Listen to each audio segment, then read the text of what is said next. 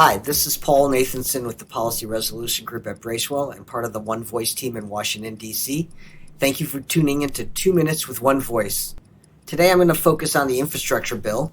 The joke in D.C. is that since 2016, every week is Infrastructure Week because it's talked about so often but nothing is ever achieved.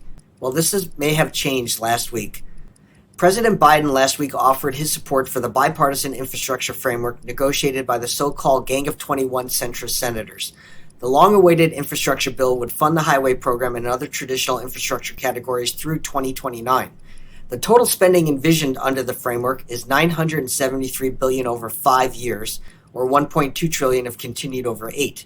The majority would be devoted to transportation, including a long-term extension of the highway bill that is poised to lapse at the end of September. In addition, there's $109 billion in new funds for roads and bridges, $7 billion for EV charging and fueling infrastructure, with another $7.5 billion for electric buses and transit.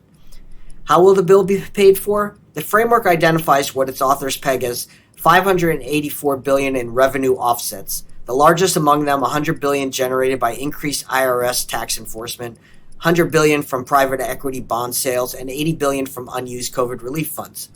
Per the terms of the negotiations, the deal does not include any tax increases or unwind elements of the 2017 Tax Cuts and Jobs Act.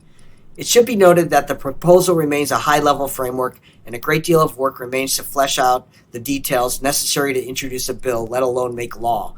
So what are the prospects for passage? Remember, the only current pathway for the Democrats is a bipartisan infrastructure bill and a partisan reconciliation measure. The reconciliation will include, quote, family, individual infrastructure, unquote, and will only need 50 Senate votes. Progressives will not allow infrastructure to move without a reconciliation bill guarantee. Given the small Democratic majority in the House, that chamber is as much of a challenge for Democrats to pass this legislation as is the Senate. At a minimum, weeks of drafting are needed to drill down beyond bullets and boilerplate and into the language of policy and legislation. Only after the two chambers adopt identical resolutions can the reconciliation process begin in earnest. Realistically, this will push the real legislative work into an abbreviated September and more likely October or perhaps beyond. President Biden has said that he hopes to see both bills on his desk by September 30th, but the clock is ticking. So please remember to support your NTMA and PMA as they make this content possible. They're going to be working on this reconciliation bill and the infrastructure package to make sure your interests are represented, and we are your voice in Washington, D.C.